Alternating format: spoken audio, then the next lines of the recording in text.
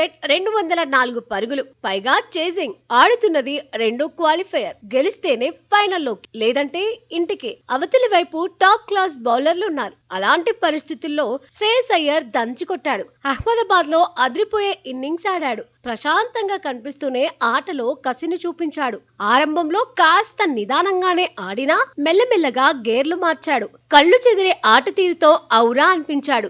ఏ దశలోనూ ఒత్తిడిలో కనిపించలేదు. ప్రత్యర్థి జట్టు మీదే ఒత్తిడి పెంచాడు. అన్బిలీవబుల్ బ్యాటింగ్ తో మెస్మరైజ్ చేశాడు. ఇంగ్లీష్ నేహల్ వదేరాతో కలిసి కీలక ఇన్నింగ్స్ ఆడాడు. ఇంగ్లీష్ నేహల్ వదేరా ఆ తర్వాత శశాంక్ సింగ్ అవుట్ అయినా శ్రేయస్ అయ్యర్ మాత్రం తగ్గలేదు. అహ్మదాబాద్ స్టేడియం ఊగిపోయేలా మెరుపులు మెరిపించాడు. క్యాలిక్యులేటెడ్ గా బ్యాటింగ్ చేశాడు. బ్యాట్ తో ఊచకోత కోశాడు. బూమ్రా వంటి వారికి రెస్పెక్ట్ ఇస్తూనే తుఫాన్ ఇన్నింగ్స్ ఆడాడు. మరో ఓవర్ ఉండగానే పంజాబ్ కింగ్స్ కు విజయాన్ని అందించాడు. ఫైనల్ కు తీసుకెళ్లాడు. ఈ మ్యాచ్ లో శ్రేయస్ అయ్యర్ 41 బంతుల్లోనే 87 పరుగులతో నాట్అవుట్ గా ఉన్నాడు. 212.20 స్ట్రైక్ రేట్ ను నమోదు చేశాడు. శ్రేయస్ అయ్యర్ ఇన్నింగ్స్ లో 5 4లు 8 సిక్సర్లు ఉన్నాయి. బిగ్ షాట్స్ ద్వారానే అయ్యర్ 68 పరుగులు పిండేసుకున్నాడు. అసలు సీజన్ ఆరంభం నుంచి శ్రేయస్ అద్భుతంగా రాణించాడు. వ్యక్తిగత ప్రదర్శనతో ఆకట్టుకున్నాడు. గెలుపు బాటలో పంజాబ్ కింగ్స్ ను పరుగులు పెట్టించాడు. పాయింట్ల పట్టికలో టాప్ ప్లేస్ లో నిలబెట్టాడు.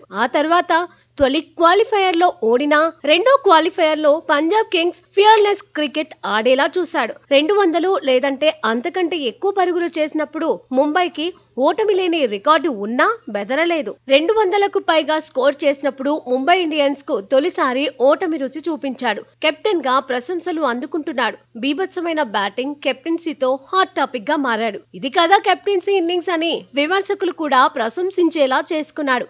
3 వేర్వేరు జట్లను ఫైనల్ కు తీసుకెళ్లిన తొలి కెప్టెన్ గాను శ్రేయస్ అయ్యర్ రికార్డుల్లోకి ఎక్కాడు. గతంలో ఢిల్లీ జట్టుకు కెప్టెన్ గా ఉన్నప్పుడు ఫైనల్ కు తీసుకెళ్లాడు. ఆ తర్వాత గతేడాది కోల్కతా నైట్ రైడర్స్ ను ఏకంగా ఛాంపియన్ గా నిలబెట్టాడు. కానీ అప్పుడు మెంటర్ గా ఉన్న గౌతమ్ గంభీర్ కే క్రెడిట్ వెళ్ళింది. అయితే ఇప్పుడు పంజాబ్ కింగ్స్ తరఫున ప్రత్యేకంగా నిలుస్తున్నాడు. హెడ్ కోచ్ రికీ పాంటింగ్ తో కలిసి అద్భుతాలు చేస్తున్నాడు. That is Shreyas Iyer అనిపించుకుంటున్నాడు.